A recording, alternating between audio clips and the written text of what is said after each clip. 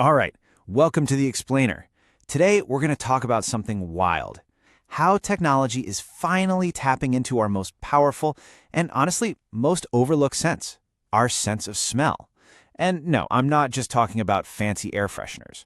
We're talking about creating spaces that can literally understand and react to our emotions. Okay, so let's get right into it. For the last, 10 years, it's all been about the smart home, right? Homes that listen to our voice, manage our lights, and help us be more productive. But this is asking, what's next? And the answer is pretty incredible. We're talking about a shift from a home that just works for you to one that actually feels with you. A home that manages your mood and is built for your well-being. So, how do we even make that leap? Well, it means we have to focus on the one sense that tech has, for the most part, completely ignored. Think about it. We've got these insane high-def screens and immersive sound systems, but we've totally neglected this invisible world around us that has such a massive impact on how we feel. And this quote right here, this is the absolute heart of what we're talking about today. See, unlike sight or sound, which your brain kind of analyzes logically first, smell plays by a different set of rules. It takes a shortcut. It's this raw, direct line to the parts of your brain that deal with memory and emotion. And that's what makes it so unbelievably powerful. Okay, so we've established that smell is this huge emotional trigger. But why? What's actually going on in our heads? The answer is all in the wiring of our brains. So let's get into the science of it, because it's fascinating. All right, so this here is the brain's emotional command center, the limbic system. You can think of it as the headquarters for your feelings, your reactions, and even your most powerful memories. It's the raw, unfiltered part of you. And there's a really good, deep-seated evolutionary reason for that. I mean, this is the part of the brain that kept our ancestors safe, right? It's what helped them smell danger, like fire or a predator, way before they could ever see it. And here's the kicker. This is the most important part.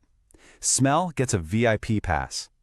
You see, everything else you see and hear has to go through the brain's logical switchboard first, the thalamus. But scent? Nope. It gets to bypass all that and go straight to that emotional core. That's exactly why a random smell can just hit you, and boom, you're instantly back in your grandmother's house without even trying to remember it. So if we know that smell has this superhighway straight to our emotions, the next question is kind of obvious, isn't it? Can we build technology that actually uses it? Well, let's take a look at a system that's trying to do precisely that. And this breaks the whole thing down perfectly. It's really just a simple three-step loop. First, it perceives what's happening in your body using data. Then, it interprets what that data actually means in terms of your emotions. And finally, it responds by releasing a very specific, tailored scent that's designed to shift how you feel. So that first layer, perception, is all about reading your body's language. It taps into data from the wearables you might already have on your wrist. So it's not guessing how you feel, it's looking at real, physiological clues. Things like your activity, your sleep quality, and even your heart rate variability. You know that tiny little difference in time between each heartbeat that's a huge indicator of stress? All of this data, it's like the building blocks for understanding your emotional state.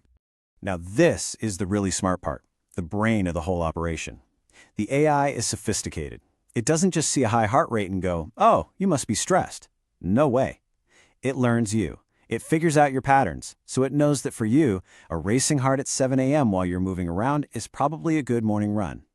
But that same racing heart at 3 p.m. when you're sitting still at your desk, yeah, that's probably deadline stress. It's all about context and understanding the huge difference between good stress and bad stress. Okay, this all sounds really cool in theory, right? But what does it actually do? How does all this data and AI stuff translate into something that can actually change a moment in your real life? Well, let's look at a few real-world examples. You've got Maria, a graphic designer who's totally stressed out by a deadline. Then there's David, who works the night shift and struggles to get good sleep during the day. And the Chen family, dealing with that chaotic morning rush. Every one of these situations is completely different, and that's where the smarts of the system really shine. So let's zoom in on Maria. The system picks up on the telltale signs of her stress levels climbing. So what does it do? It releases this blend of peppermint and lemon, scents that are actually proven to help with focus. And check this out. The result wasn't just, I feel a little better. It was a measurable 18% jump in her concentration. That's huge. And then there's David. This chart just says it all, doesn't it? It shows a clear difference in his sleep quality. The system noticed he was sleeping restlessly and started introducing calming scents like lavender and chamomile. And that helped his body actually power down and get real restorative sleep even with the sun shining outside. But here's a really important point to drive home. This is not just some fancy guesswork. This isn't just aromatherapy. It's a system built on real science.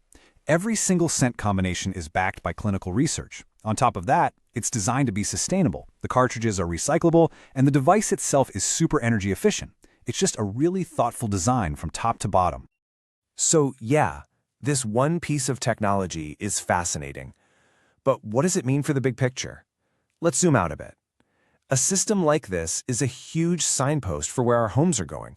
It tells us we're right on the edge of a massive shift in what we even expect from the spaces we live in. I mean, think about the evolution. We went from the functional home, just basic shelter, to the connected home we have now, which is all about entertainment and productivity. This timeline suggests the next big step is the emotional home, a space that's actively designed to manage our mood and support our well-being. It's a pretty profound idea. And that really leaves us with one last big question to think about. As our homes and our environments get smarter, as they learn to listen and see, how do we make sure they also make us feel better? The real challenge isn't just about making them smarter. It's about teaching them how to care, making them a little wiser, a little more empathetic,